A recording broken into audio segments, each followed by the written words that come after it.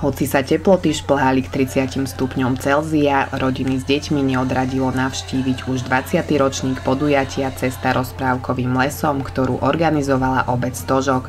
Hlavným cieľom akcie bolo zabaviť deti a tiež prehlbiť v nich pozitívny vzťah k prírode. Cesta rozprávkovým lesom nie je len pre deti, ale aj pre dospelých.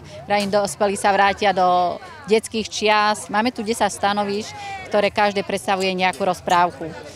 Sú tam naši dobrovoľníci, ktorí vlastne si pripravia nejaké to divadielko pre tie deti.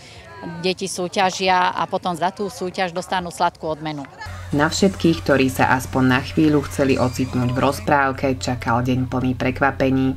Zbojníci, čerti, mimoni, ale aj Flintstonovci rozdávali radosť a úsmev na detských tvárach. Tento rok Flintstonovci sa rozhodli pre úlohu, keďže sme v dobe kamenej, do ohniska zbierať šišky, kde musím ja urobiť jesť môjmu Fredovi. A druhá úloha pre tie väčšie deti, keďže k nám chodia aj malé, aj väčšie. Väčšie triafajú vlastne do dinov, ktorých poznáme z Flintstonovcov, kamienky. A každé stanovište tú úlohu si vyberá nejakú tradičnú k tej rozprávke, takže my sme museli pozerať najprv párkrát film, aby sme sa rozhodli teda, že čo dáme. Viete približne, koľko detí vás už navštívilo?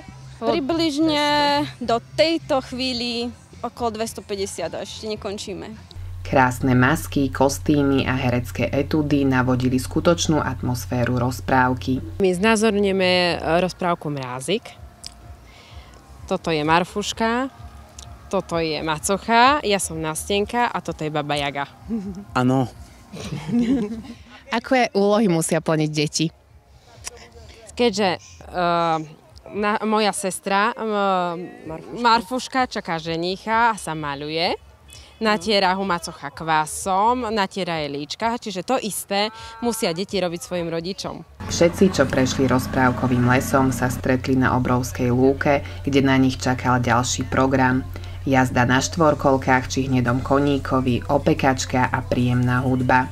Najväčšiu radosť mali deti z peny a vody, ktorú na nich striekali členovia hasičského zboru.